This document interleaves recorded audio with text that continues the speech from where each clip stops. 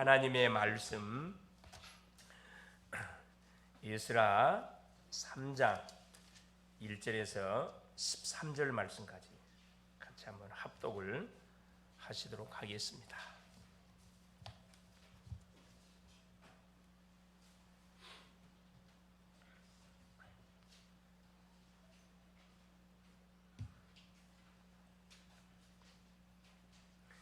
이스라엘 자손이 각자의 성읍에 살았더니 일곱째 달에 이르러 일제히 예루살렘에 모인지라.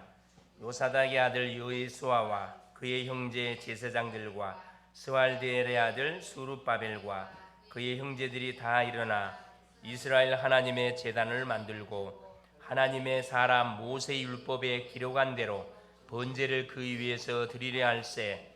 무리가 모든 나라 백성을 두려워하여 제단을 그 터에 세우고 그 위에서 아침 저녁으로 여호와께 번제를 드리며 기록된 규례대로 초막절을 지켜 번제를 매일 정수대로 날마다 드리고 그 후에는 항상 드리는 번제와 초하루와 여호와의 모든 거룩한 절기의 번제와 사람이 여호와께 기쁘게 드리는 예물을 드리되 일곱째 달 초하루로부터 비로소 여호와께 번제를 드렸으나 그때 여호와의 성전 지대는 미처 놓지 못한지라.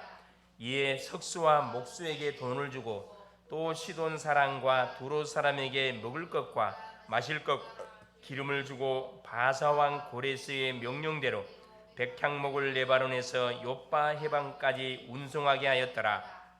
예루살렘에 있는 하나님의 성전에 이른지 2년 둘째 달에 스알디엘의 아들 수룹바벨과 요사닥의 아들 예수아와 다른 형제 제사장들과 레위 사람들과 무릇 사로잡혔다가 예루살렘에 돌아온 자들이 공사를 시작하고 20세 이상의 레위 사람들을 세워 여호와의 성전 공사를 감독하게 하며 이에 예수아와 그의 아들들과 그의 형제들과 감미엘과 그의 아들들과 유다 자손과 헤나닷 자손과 그의 형제 레위 사람들이 일찍 일어나 하나님의 성전 일꾼들을 감독하니라.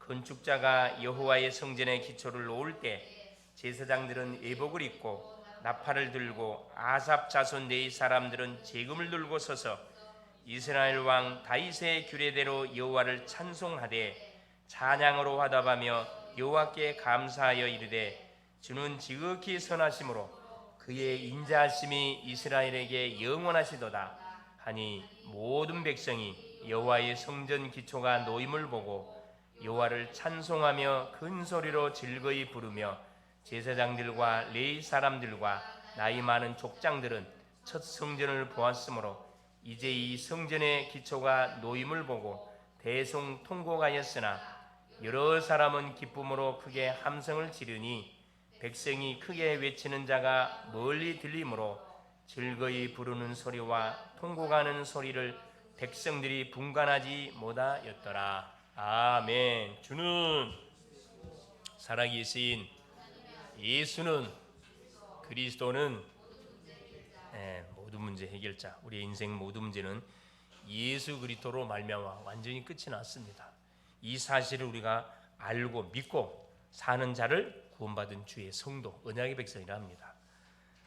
또 하나님의 은혜 속에 사실 지난 주간에 그렇죠, 태풍 카눈 때문에 전 우리나라뿐만 아니라 세계에 완전히 긴장을 했었는데 또 하나님의 은혜 속에 물론 피해를 당한 그런 지역도 있지만은 저 같은 살짝 이렇게 지나간 것 같습니다. 소위 이제 경고, 자연재해를 통해서 하나님께서 우리나라에 잠깐 또 전 세계에 경고란 거지요. 뭘 누구를 바라보라는 사인이냐? 하나님을 바라보라는 사인입니다.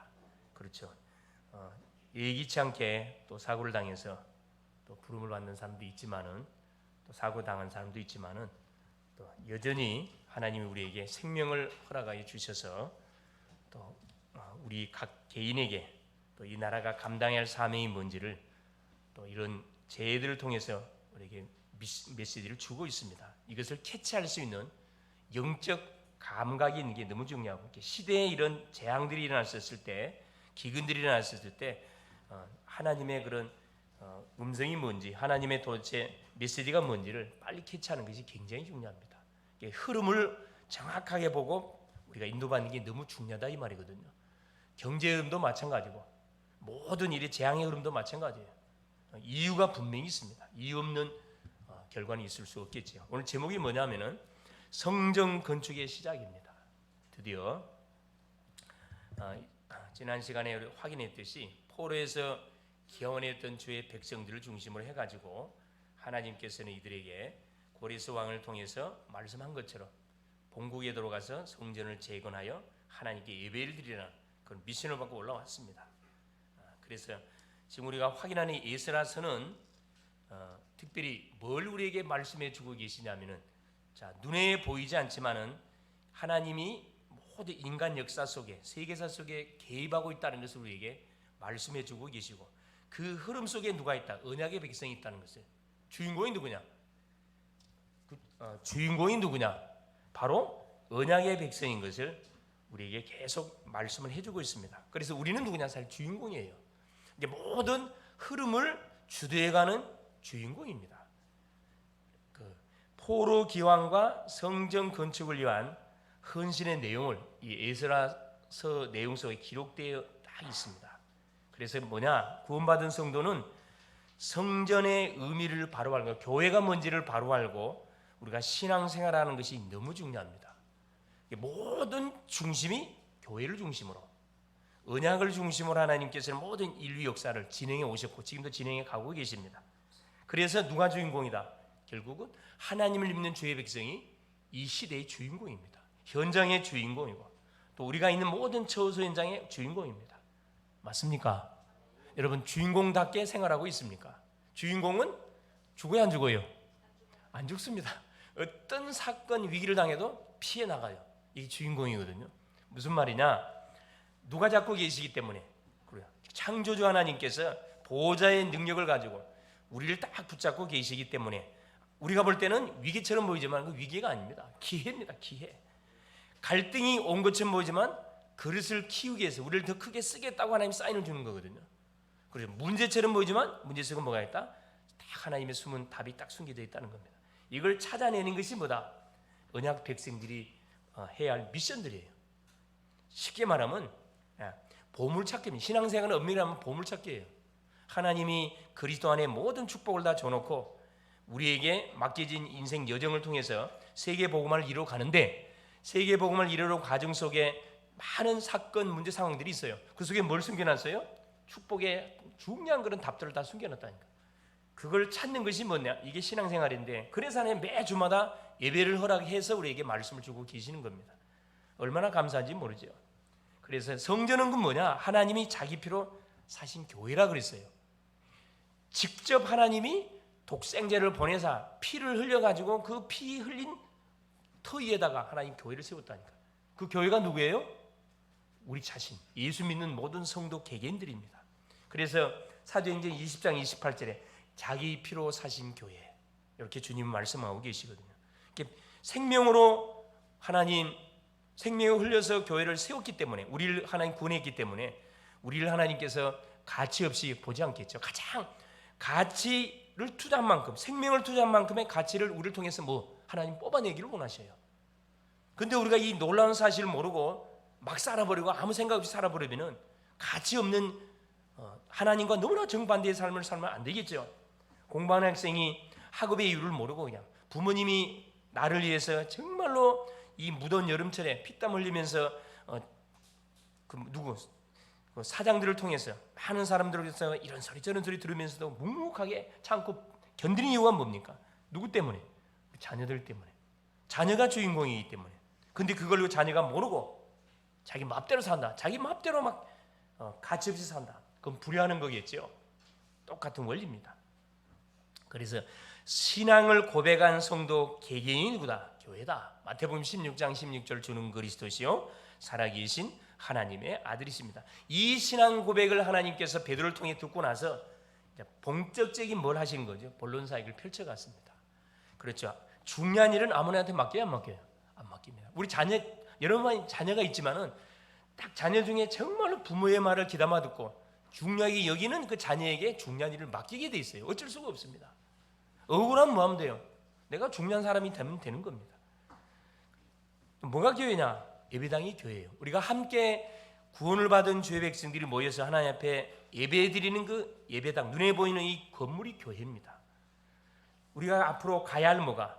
또 천국이 교회고, 우리가 가는 모든 현장이 교회예요. 결국 하나님 우리를 통해서 뭘 하기를 원하냐? 교회를 계속 세워가기를 원하셔요. 이게 뭐냐? 이게 전도고 이게 선교라는 겁니다. 그래서 하나님은 바로 이 성전인 교회인 나를 지금도 붙잡고 계셔요. 할렐루야.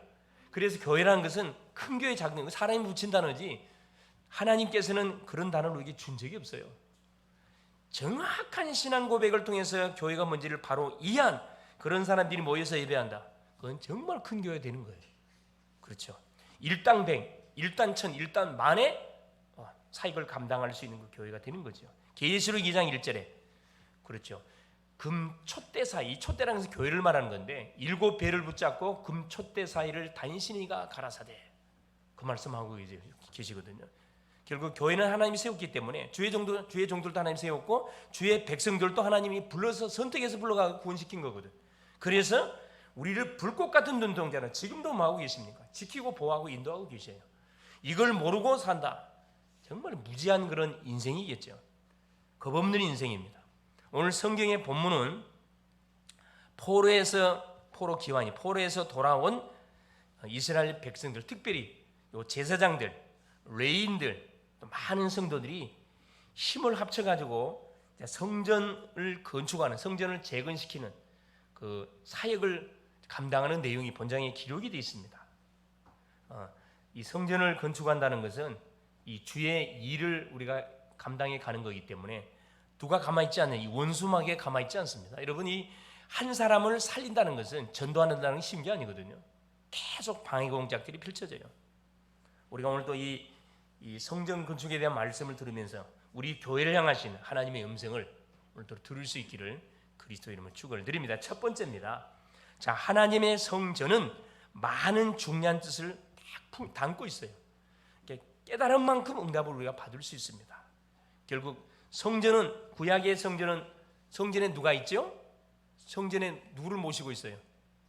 그 언약궤를 모시고, 언약궤는 뭐가 있어요? 그래요. 모세의, 그래요. 10개가 담겨져 있습니다. 결국 언약궤는 누구를 상징한다 하였죠? 하나님의 임재를 상징한다 그랬습니다. 지금식으로 말하면 바로 예수 그리스도를 우리에게 하나님께서는 뭐 하기 위해서 정확하게 보내셔서 인생 문제를 끝내버리기 위해서 하나님의 말씀을 불순종하고 죄관되에 묶이고 사단에게 잡힌 인생을 구원하시려고 하나님 뭘 세운 거냐? 교회를 세운 거예요. 그리고 교회를 중심으로 해가지고 계속 하나님은 말씀을 줘서 잃어버린 내 가족, 내 이웃, 내 친구, 내 모든 사람들한테 되찾아오도록 하기 위해서 교회를 세워진 거거든요. 그래 출발이 뭐냐? 언약궤를 모신 성막을 건축하게 하고 이것이 성전으로 발전하고 결국 이것이 교회로 발전하게 된 거죠. 그래서 성전의 의미와 역사를 우리가 바로 알고 하나님 믿는 게 너무 중요합니다. 성전의 의미는 아까 얘기했듯이 바로 마태복음 16장 16절 주는 그리스도시요 살아계신 하나님의 아들, 이 신앙을 정확하게 고백한 그 인생이 성전이라고 그랬어요.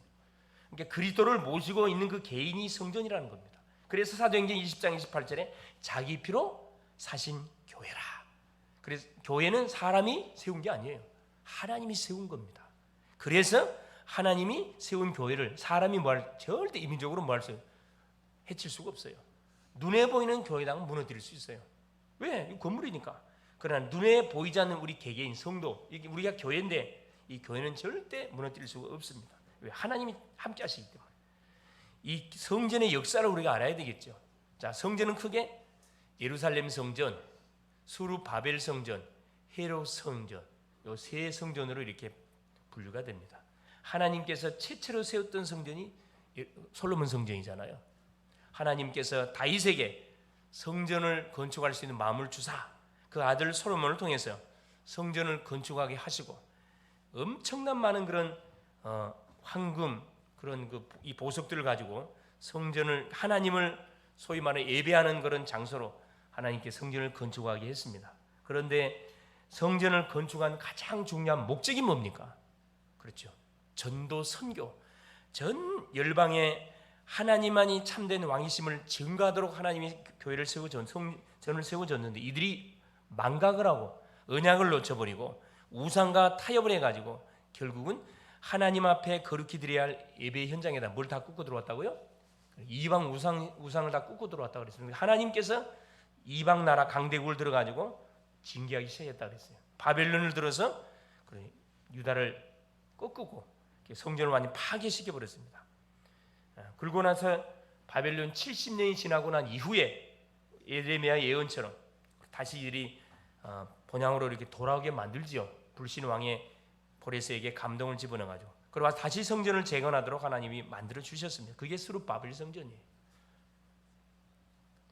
또 무너져요. 또 헤롯 성전 또 무너집니다. 로마의 디도에 강대국에 의해서 철저하게 다 짓밟힘을 당하는 것이 성전. 생각 한번 해보세요. 어떻게 하나님이 세운 교회가 무너질 수가 있냐? 이건 엽기적이에요. 엽기적.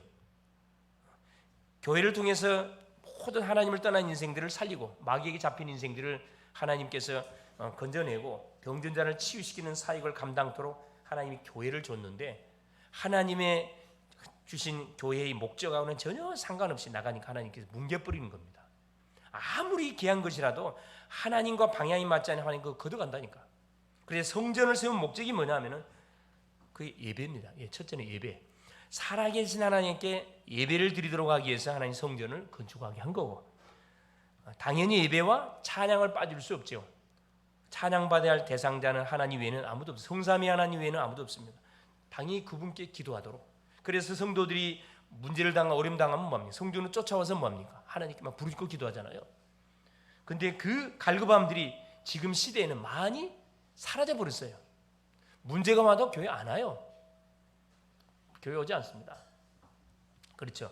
중요한 일을 하는데 하나님께 물어보게 해야 되는데 그것도 물어보지도 않으니까 그냥 대충 해. 대충 계산해가지고 이렇게 하면 되겠지. 그게 바로 실패의 지름길이에요. 기도. 교회를 세웠던 목적이 그래, 내 집은 만민이 기도하는 집이라 주께서 말씀했거든요. 또 어떤 목적이냐? 전도의 목적이죠. 전도. 결국은 뭐냐?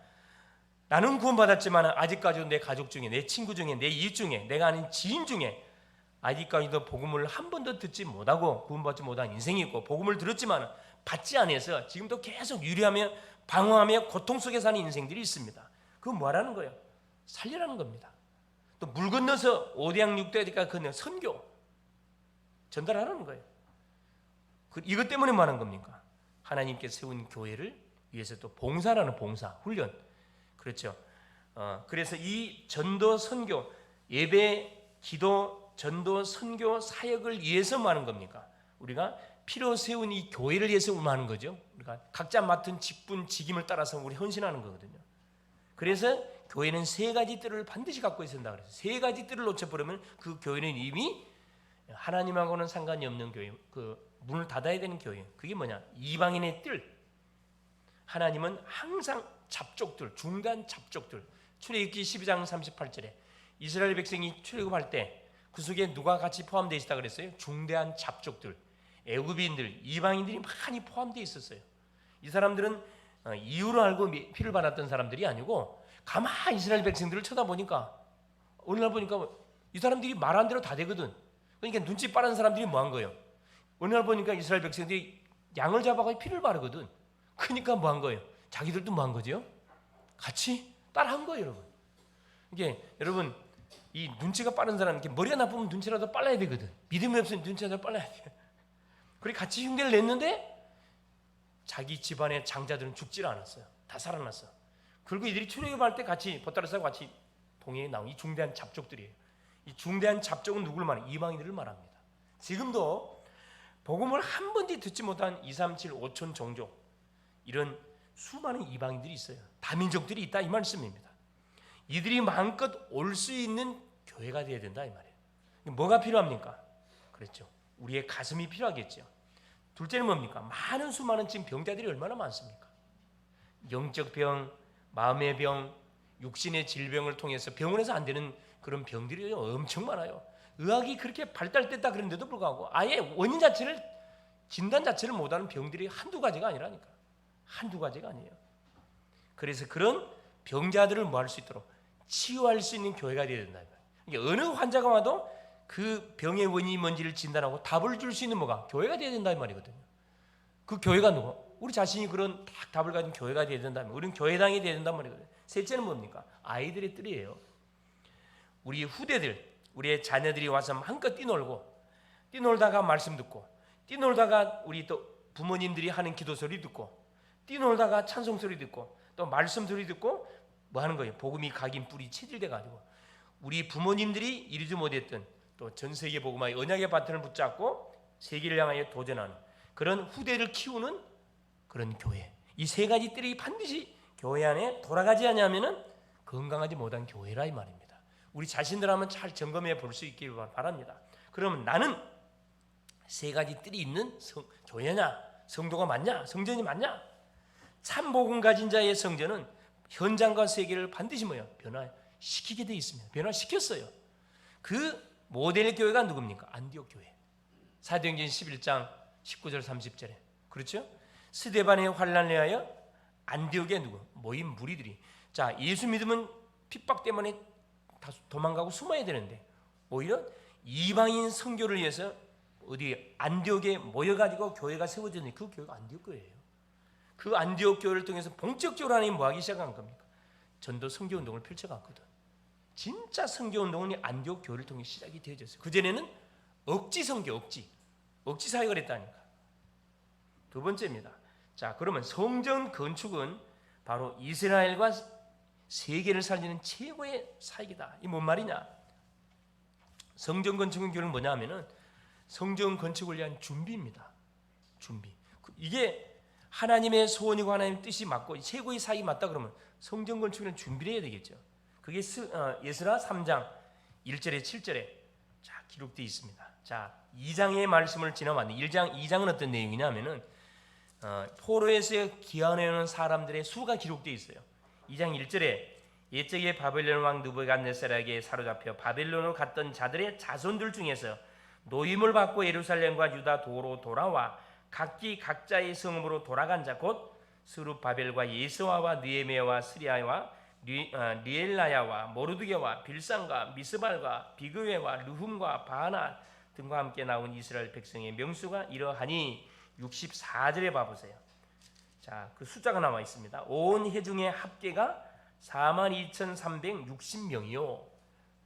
포로로 잡혀갔던 사람 중에서 돌아온 사람들이 42,360명. 그 외에 남종 여종이 7,337명, 노래하는 남녀가 200명, 말이 736, 노새가 240, 낙타가 430, 나귀가 6,720이었더라. 기환한 그런 사람의 숫자가 기록되어 있습니다. 우리 식으로 하면 누구를 말하는 거죠? 바로 제자들을 말합니다. 제자들. 지금 바벨론 지역에서 몇십 년을 살다 보니까 거기에서 안정이 돼가지고 결혼해서 자녀를 놓고 사는 그런 많은 유다인들이 있었는데 돌아오지 않은 사람들 엄청 많았어요. 돌아온 사람이 42,360명이었다 이 말이거든요. 제자들입니다. 기원한 백성들의 자손과 명단, 속에 제자의 명단이 기록되어 있다 이 말이거든요. 중요하죠. 자, 그러면서 보세요. 성전 건축을 위해서 이들이 예스라 3장 1절에 보니까 예루살렘에 모였습니다. 자, 보세요. 이스라엘 자손이 각자의 성읍에 살았더니 일곱째 달에 이르러 일제히 예루살렘에 모인지라. 이렇게 포로에서 돌아와 가지고 한 7개월 정도는 이제 뭐 자기 각자 성읍에 가 가지고 뭐 한 거죠? 이제 쉽게 말하면 이제 생활하기 위한 그 안정적인 부분들을 정리를 하고 나서 일곱 달이 지난 이후에 뭐 한 겁니까? 예루살렘에 모여가지고 본론 사역을 하기 위해서 예루살렘에 모였음을 말씀합니다. 자, 그리고 보세요. 주변 모든 나라 백성들을 두려워했다. 2절에 6절까지입니다. 요사닥의 아들 예수아와 그의 형제 제사장들과 스알델의 아들 스룹바벨과 그의 형제들이 다 일어나 이스라엘 하나님의 제단을 만들고 하나님의 사람 모세의 율법에 기록된 대로 번제를 그 위에 드리려 할세. 3절에 보세요.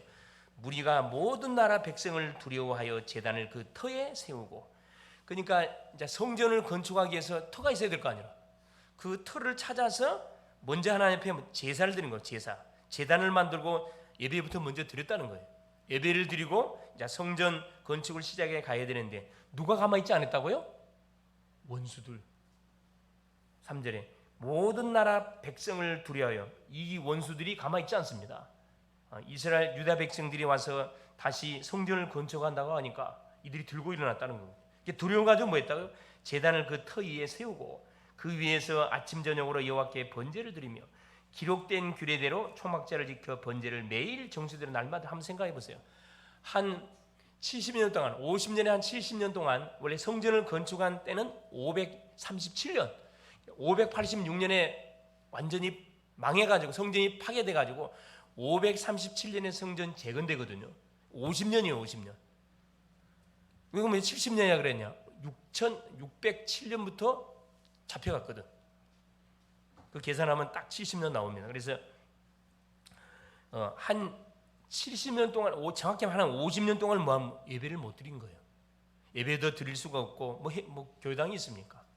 뭐 포로로 잡혀간 사람들이, 노예가 먼저 저기 자유중에 어디가 있어요? 계속 놀림을 당했지. 얼마나 사실 그 갈급해, 영적으로 얼마나 갈급해 있는 상황입니까? 그러니까 본국에 돌아와가지고 성전을 건축하기 위해서 얼마나 그 감격적인 가슴을 가지고 지금 하나님께 이제 성전 터 위에다가 이제 제사를 드리는 거죠. 이게 원래 모세, 여기 나왔잖아요. 예, 자 모세가 드렸던 그대로, 그렇죠. 번제, 여기 2절에 모세 율법에 기록된 대로 번제를 그 위에서 드리려 할세. 수많은 그런 원수들이 막 방해를 하려 그러니까 계속 뭘 세워가지고, 일꾼들을 세워가지고 아침 조석으로 계속 드리는 거예요.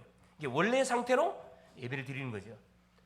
자, 5절, 그 후에 항상 드리는 번제와 초하루와 여호와의 모든 거룩한 절기의 번제와 사람이 여호와께 기쁘게 드리는 예물을 드리되, 자 6절에 보니까 일곱째 달 초하루로부터 비로소 여호와께서 번제를 드렸으나 그때 여호와의 성전 지대는 미처 놓지 못한지라. 아직 성전 지대를 놓지 못했습니다. 예배만 지금 드리고 있는 상황이에요. 이게 뭘 바라보고 있는 거죠? 시간표를 바라보고 있는 거죠. 하나님의 인도를 받기 위해서 계속 예배를 드리는, 실제로 보세요. 이에 석수와 목수에게 돈을 주고 또 시돈 사람과 두로 사람에게 먹을 것과 마실 것과 기름을 주고 바사왕 고레스의 명령대로 백향목을 레바논에서 요빠 해변까지 운송하게 하였다. 솔로몬이 했던 그대로 또 시돈과 두로 사람, 이 사람들한테 뭐가 있으니까 이 장인 정신들이 있기 때문에 성전을 지었던 그 증인들이거든. 이 사람들을 돈 주고 다시 이렇게 데려와가지고 뭐 하도록 성전 지대를 놓게 했다 이 말입니다.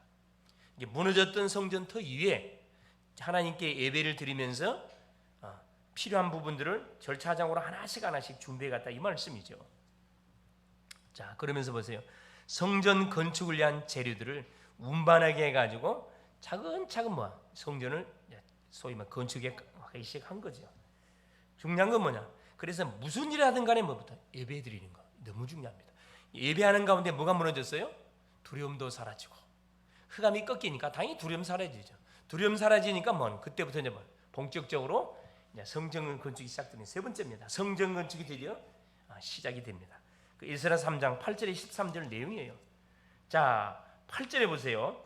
예루살렘에 있는 하나님의 성전에 이른 지 2년 둘째 달에, 2년 둘째 달에 드디어 성전 건축이 시작됐다 이 말씀입니다. 스알델의 아들 수룹바벨 제사장입니다. 요사닥의 아들 예수아와 다른 형제 제사장들과 레위 사람들과 무릇 사로잡혔다가 예루살렘에 돌아온 자들이 공사를 시작하고 20세 이상의 레위 사람들을 세워 여호와의 성전 공사를 감독하게 하매. 그렇죠. 돌아온 사람들을 중심으로 이제 누구를, 제사장, 레위인들이 주축이 돼가지고 리더가 돼가지고 감독을 세워가지고 성전을 지대를 놓고 건축하는 데 시작이 되는 겁니다. 여기에 귀하게 쓰임을 받게 된 거죠. 피로 세운 교회를 세우는 데 쓰임 받는 것은 그건 개인적으로뿐만 아니라 가문적으로도 이건 어마어마한 축복이에요. 축복. 그렇죠. 왜? 이 전 세계 열방에 하나님의 살아계심을 증거하기 위해서 세우는 망대이기 때문에 그렇습니다. 성전의 기초를 놓을 때, 자 보세요. 여기 보니까 자 9절에 보세요. 자 이에 10절 보세요. 건축자가 여호와의 성전의 기초를 놓을 때 제사장들은 예복을 입고 나팔을 들고 아삽 자손 네 사람들은 재금을 들고 서서 이스라엘 왕 다윗의 규례대로 여호와를 찬송하되. 다윗이 솔로몬이 뭐 할 때 솔로몬 성전을 건축할 똑같이 제사장들은 예복을 입고 악기 소위 말하는 찬양대를 다 동원시켜 갖고 찬양하면서 뭐 한 겁니까? 성전 건축을 시작하게 된 겁니다. 여러분 이해가 안 되죠? 건물 좀 빨리빨리 지어야지 뭐 찬양을 부르고 뭐 막 저기 예복을 입고 막 이런 행위를 합니까? 그게 뭐냐면 그게 비밀입니다. 그게 세상 사람이 짓는 이 건물하고 하나님의 교회당하고 차이점이에요. 교회는 뭐 하기 위해서 교회를 짓는 거예요? 뭐 하기 위해서? 그래 돈 벌기 위해서 짓는 겁니까? 아니잖아요.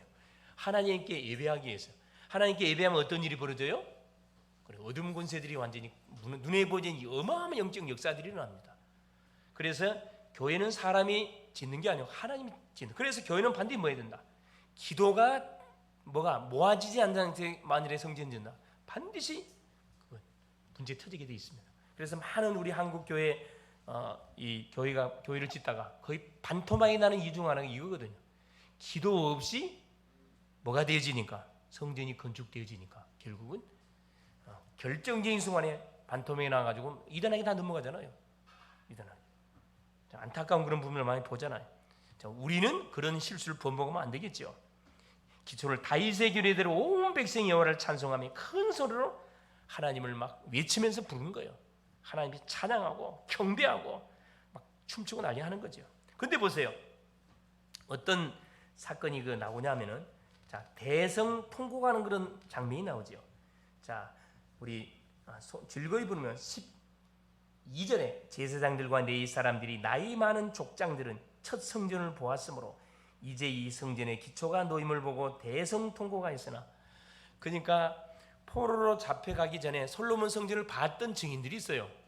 이 제사장들이라면 나이 같은 이 소위 말하는 원로들이 있다. 원로들이 스룹바벨 성전을 쳐다보니 기가 차거든. 기가 차. 솔로몬 성전은 황금으로 그냥 완전히 범벅이 됐던 그런 엄청난 그런 성전이었는데 이거 보니까 황금은 고사하고 돌 조각으로 짓는 모습을 보니 기가 차잖아요. 그러니까 이들이 그걸 보고 대성 통곡하는 한 부류가 있었고 여러 사람은 기쁨으로 크게 함성을 지르니 또 성전의 의미를 바로 알았던 사람들은 이게 성전이 크고 황금으로 짓는 그거 중요하지 않다니까. 크고 작은 게 문제가 아니고 성전이 뭔지 왜 성전이 필요한지를 이유를 알았던 사람들은 뭐예요? 기쁨으로 크게 함성을 지르고 13절 보세요. 백성이 크게 외치는 소리가 멀리 들리므로 즐거이 부르는 소리와 통곡하는 소리를 백성이 분간하지 못하였더라. 그러니까 교회의 참된 의미를 모르는 사람들은 뭐 하는 거예요? 교회에 대해서 굉장히 이렇게 우습게 생각하는 겁니다. 그러나 의미를 바로 아는 사람들은 성도 한 사람, 그렇지, 교회 하나가 얼마나 중요한지를 바로 깨닫는 거죠. 결론이 뭐냐? 그러면은 우리가 잘 알고 있듯이 성전을 어떻게 지어야 되느냐? 그 말씀을 하고 있는 거죠. 그래서 성전 건축은 바로 구원받은 성도와 현장 살리는 최고의 사역 중의 사역입니다. 우리가 당장이면 전도 사역도 중요해요. 기도 사역도 중요합니다. 그러나 진짜 큰 사역은 이 교회 망대 세우는 거거든요. 이 교회 하나 세우면요, 이게 파출소, 경찰서 수백 개 세우는 것보다 훨씬 낫다 그랬잖아요. 한 목에 뭐 하는 겁니까? 사탄의 망대로 박살내버리는 거거든요. 그래서 우리가 전도 사역, 개인 사역 다 해야 되지만 진짜 중요한 사역은 교회를 세우는 거. 여기에 우리가 인생을 올인하게 되어지면은 우리 개인, 가정, 후대 하나님 완전 책임지잖아요. 그럼 성전 어떻게 지어야 됩니까? 복음의 터 위에 반드시 지어져야 됩니다. 복음의 터 위에.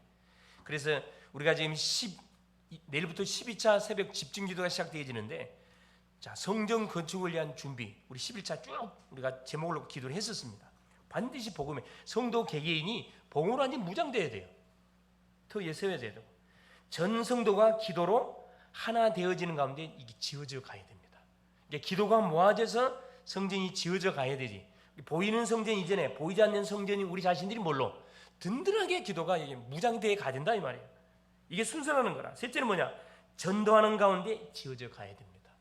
계속 우리에게 연결시키는 대상자들, 내가 만나는 사람들 가슴에 담고 계속 기도하는 가운데, 계속 전도하는 가운데 성전이 지어져야 원수 마귀가 뭐요? 힘을 못 써요.